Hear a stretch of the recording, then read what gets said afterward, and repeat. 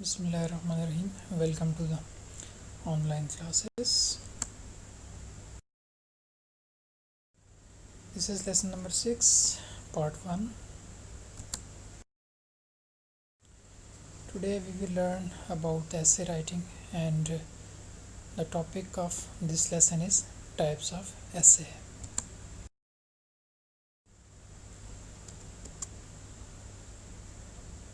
And when we think about the essay writing, the first question comes in our mind, that what is an essay? So to know about the essay, we consult the dictionary, and the dictionary meaning of the word essay, there are two different meanings, because the word essay is noun and at the same time it is a verb.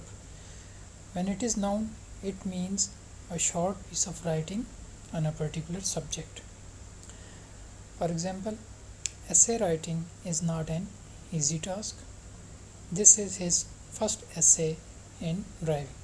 तो हम देख सकते हैं कि यहाँ पे हमने जो वर्ड essay है वो नाउन के तौर पे यूज़ किया हुआ है, फर्स्ट सेंटेंस में भी और सेकंड में भी. और ये जो आपको ट्रांसक्रिप्शन नज़र आ रही है, फोनेटिक ट्रांसक्रिप्शन, इसमें इसके दो डिफरेंट सिलेबल्स हैं. और फर्स्ट सिलेबल के ऊपर आपको एक अपॉस्ट्रॉफी की तरह का साइन नज़र आ रहा है, जिसको हम स्ट्रेस मार्क कहते हैं.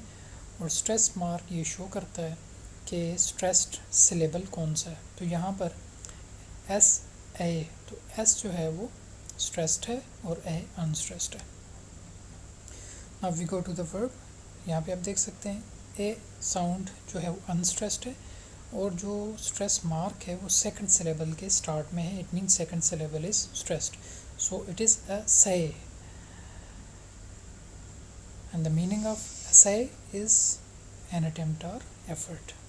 Example, he essayed to climb the mountain but failed.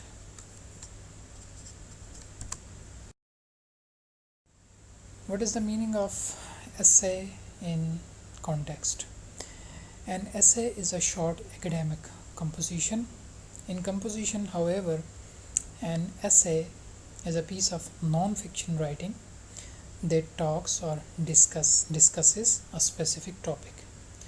तो जब भी हमें ये जो essay राइटिंग का क्वेश्चन मिलता है पेपर्स में, एग्ज़ाम्स में या स्कूल में, तो उसके मीनिंग ये होते हैं कि हमने एक कंपोजिशन लिखनी है, एक कंपोजिशन बनानी है,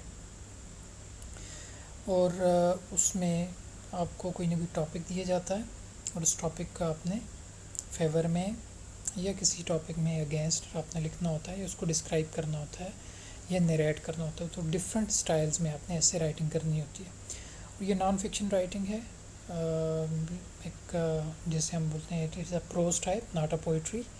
और इसमें आपने डिफरेंट जो स्टाइल्स हैं वो अडॉप्ट करने हैं, जिनको हम डिफरेंट टाइप्स ऑफ ऐसे बोलते हैं.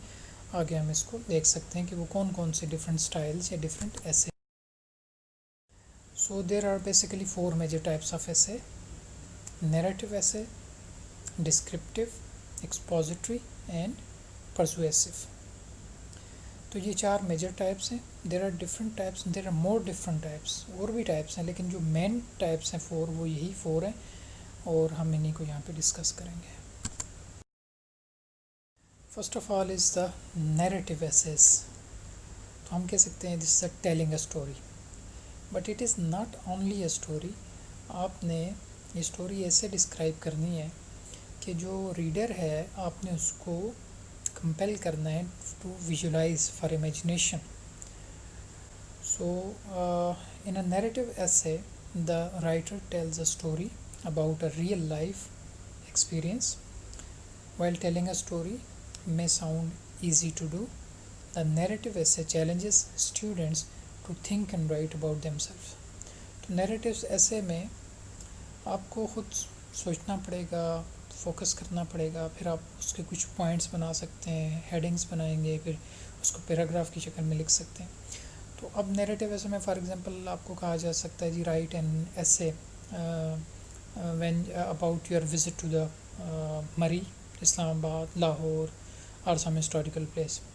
तो जब आपने वहाँ विज़िट किया तो आपने रियल लाइफ एक्सपीरियंस लिखना है कि आपने उस एरिया को विज़िट किया है, तो आपने क्या चीज़ें एक्सपीरियंस की हैं, उस एक्सपीरियंस को आपने अपने इस नैरेटिव ऐसे में लिखना होता है.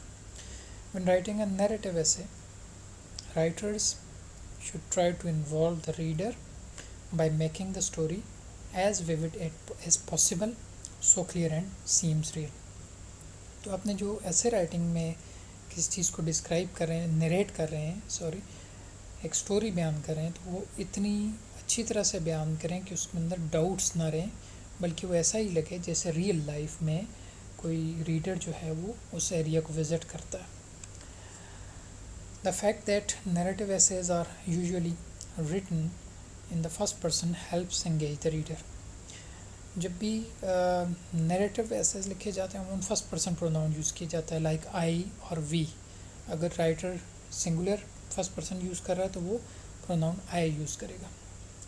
आई sentences give readers a feeling of being part of the story. तो जब रीडर फर्स्ट पर्सन प्रोनाउन में स्टोरी को रीड कर रहा है तो वो यही समझ रहा होता है कि ये जैसे कि मैं खुद, for example writing an essay visiting to the historical place, तो फिर रीडर जो है उसको फील हो रहा होता है, वो इमेजिन कर रहा होता है जैसे वो खुद उस एरिया को विज़िट कर रहा है और वो चीज़ें देख रहा है, विजुलाइज कर रहा है, इमेजिन कर रहा है. A well-crafted narrative essay will also build towards drawing a conclusion or making a personal statement. तो जो नैरेटिव ऐसे होगा डेफिनेटली उसका कंक्लूजन है, उसका एंड पे आपको ये ऐसी स्टेटमेंट ज़रूर देंगे जो पर्सनल स्टेटमेंट होंगी, जो आपके पर्सनल व्यूज़ होंगे उस एरिया के बारे में जिसको विज़िट किया आपने, या आपने किसी ब्यूटीफुल एरिया में, किसी हिली एरिया में गए हैं, या आपने कोई एडवेंचर किया है, तो उसके बारे में जो आपके पर्सनल एक्सपीरियंस होगा कंक्लूजन में आप वो पर्सनल एक्सपीरियंस शेयर करेंगे. जैसे my first day at school, आपका फर्स्ट डे कैसा था स्कूल में, अगर आपको ये ऐसे लिखना पड़ जाए तो आप अपनी रियल लाइफ का फर्स्ट डे जो जैसे गुजरा, जो आपने एक्सपीरियंस किया, उसको आप डिस्क्राइब करेंगे. How did I spend my summer vacations, तो आपने रियल लाइफ में समर वेकेशन को कैसे स्पेंड किया, आपने वो सारे फैक्ट्स और सारी एक्सपीरियंसेस को अपने इस ऐसे में लिखना है.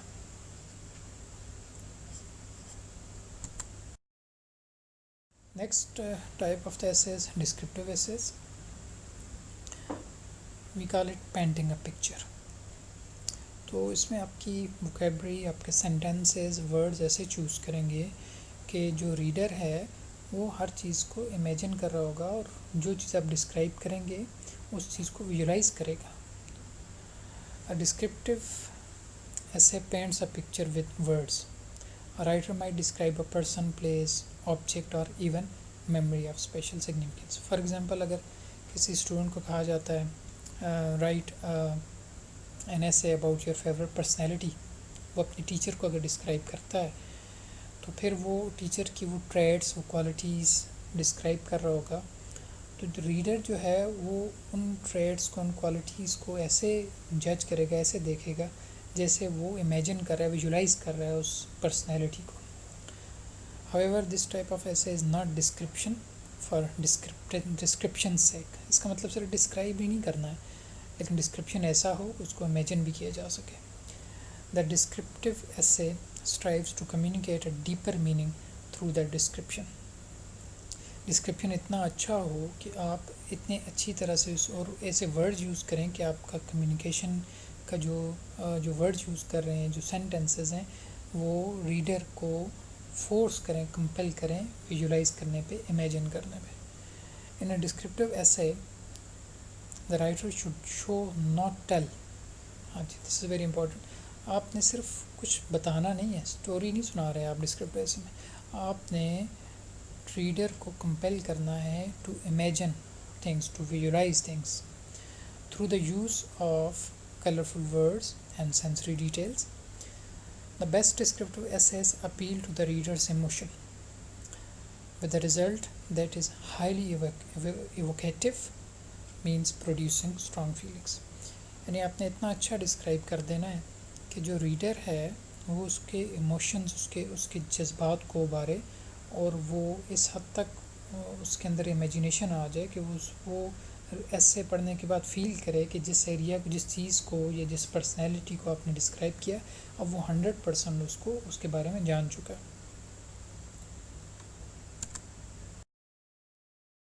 The third, the second type, descriptive writing, has two different styles. One is the subjective description and the other is objective description. अब subjective description क्या है? फॉर एग्ज़ाम्पल दिस इज़, ये एक एग्ज़ाम्पल है, एक हाउस के बारे में ऐसे है, तो हम जब ऐसे ऑन हाउस लिखेंगे तो उसमें हम ये सेंटेंसेस यूज़ करते हैं. This is a generous house, the rooms are big and airy, it's wonderful and to have so many cupboards in each room. It's wonderful to have so many cupboards in each room. तो यहाँ पे आप red colour में देख सकते हैं, these are adjectives, generous, big and airy, wonderful, many. तो जब आप सब्जेक्टिवली डिस्क्राइब कर रहे हैं किसी चीज़ को, तो फिर आपके उसकी ट्रेड्स, उसकी क्वालिटीज़ एडजेक्टिव्स की हेल्प से बयान करते हैं. ऑब्जेक्टिव डिस्क्रिप्शन क्या होता है? जिसमें हम numbers, digits, length, size, height, इन चीज़ों को डिस्क्राइब करते हैं. Like the rooms in this house are 16 by 14 in size and each room has 2 full length cupboards. अब आप ये देख सकते हैं, हमने डिजिट्स को यूज़ किया, लेंथ उसकी बता रहे हैं, विड्थ बता रहे हैं, और नंबर ऑफ़ कबर्ड्स बता रहे हैं. तो ये दो चीज़ें जो लेंथ और साइज़ बता रही हैं, नंबर्स बता रहे हैं, इस टाइप की डिस्क्रिप्शन को हम ऑब्जेक्टिव डिस्क्रिप्शन कहते हैं, जिसमें हाइट, एज, विड्थ, लेंथ, ये चीज़ें हम डिस्क्राइब करते हैं. The use of adjectives make clear to the reader our attitudes towards the things we are describing. तो जो एडजेक्टिव्स हैं वो हमारी हेल्प करते हैं कि हम आसानी के साथ बड़ी अच्छी तरह से अपने टॉपिक को डिस्क्राइब कर सकें.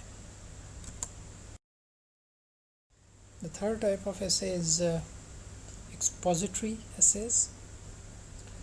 अगर हम अमेरिकन एक्सेंट में इसको रीड करें तो एक्सपोजिटोरी है, और अगर ब्रिटिश एक्सेंट में देखें it is expository. The stress is on the second syllable. Expository. Expository essays just the facts, जैसे नज़र आ रहा है, ये फैक्ट्स एंड फिगर्स आपने बयान करना है. आपने अपनी जो पर्सनल ओपिनियन है उसको इसमें शामिल नहीं करना. The expository essay is an informative piece of writing that presents a balanced analysis of a topic. तो ये informative piece of writing, इसमें आप इंफॉर्मेशन दे रहे हैं और करेक्ट इन्फॉर्मेशन देंगे. आप अपने पास से उस इन्फॉर्मेशन को एडिट नहीं कर सकते. In an expository essay, the writer explains or defines a topic using facts, statistics and examples. आपने फैक्ट्स बयान करने हैं, आपने स्टैटिस्टिक्स यानी नंबर्स, डिजिट्स को बयान करना है, एंड एग्जांपल्स और उसकी रियल एग्जांपल्स डिस्क्राइब करनी है. Expository writing encompasses a wide range of essay variations. अब एक्सपोजिटरी राइटिंग में वेरिएशन है, different types of expository essays हैं, जैसे कंपैरिजन एंड कंट्रास्ट एसे. आपको कहा जा सकता है कि कोई टॉपिक दिया जाए कि आप कंपैरिजन और कंट्रास्ट करें. Like we can say the use of mobile phone. अब मोबाइल फ़ोन के आपने प्रोज एंड कॉन्स बताने हैं, इसके एडवांटेज और डिसएडवांटेजेस बताने हैं. ठीक है. इसी तरह काज एंड इफ़ेक्ट, लाइक पोल्यूशन है, इंडस्ट्रीज़ है, ट्रैफिक है, तो उसकी वजह से जो इन्वायरमेंट के ऊपर कौन कौन से इफ़ेक्ट्स आ रहे हैं और उनको हम रिमूव कैसे कर सकते हैं. These types of essays are cause and effect essays. इस तरह how to or process essays. How to essays यानी आपने, for example, if you want to become a politician, how to become a politician, तो आपने उसका पूरा process बताना है. How to become a doctor, how to become a good person, ठीक है, how to become a teacher, ठीक है, और how to corp with the कोविड-19. तो ये उसमें आपने डिफरेंट टेक्निक्स बतानी है, लेकिन on the basis of information and the real facts and statistics. Because expository essays are based on facts and not personal feelings. ये याद रखने की बात है, आपने expository essay में facts बयान करने हैं, personal feelings का उसमें अमल दखल नहीं होगा. Writers don't reveal their emotions or write in the first person. आपने first person pronoun ही यूज़ करना है इसमें, क्योंकि ये descriptive essay नहीं है, और आपने अपने personal emotions को उसके अंदर ऐड नहीं करना. And the last type of essay is persuasive essays, or we can say this is convince me essay. आपने convince करना है रीडर को किसी खास टॉपिक के ऊपर. like co-education. Sometimes you write in the favor of the co-education, sometimes you write against the co-education. In the same way, use of mobile phone is good for the youth और mobile is bad for the youth. तो आपने किसी एक या तो उसके favour में या उसके अगेंस्ट आपने ऐसे लिखना है और ऐसे स्टेटमेंट्स, ऐसे वर्ड यूज़ करने हैं कि आपने रीडर को कन्विंस कर सकें. While like expository essay, in its presentation of facts, the goal of the persuasive essay is to convince the reader to accept the writer's point of view or recommendation. तो आपने ऐसे लिखना है कि आपके वर्ड्स, आपके सेंटेंसेस, आपके persuasive ऐसे में इस तरह के हों कि जो रीडर है वो कन्विंस हो जाए आपकी रिकमेंडेशन पे. The writer must build a case using facts and logic as well as examples, expert opinion and sound reasoning. तो आपने रेफरेंस देना होगा, आपने जो आर्गूमेंट्स देने हैं वो रियल हों, उनके साथ एग्जांपल्स भी हों, फैक्ट्स और फिगर्स भी मौजूद हों, तो तब जाके आप किसी को कन्विंस कर सकेंगे. The writer should present all sides of the argument but must be able to communicate clearly and without equivocation or confusion why a certain position is correct. तो आपने इस तरह से कम्युनिकेट करना है कि उसके अंदर कोई डाउट्स ना हो, कन्फ्यूजन ना हो, बल्कि आप जब एग्जांपल और फैक्ट्स के साथ कोई चीज़ डिस्क्राइब करेंगे तो फिर डेफिनेटली रीडर जो है वो कन्विंस हो जाएगा.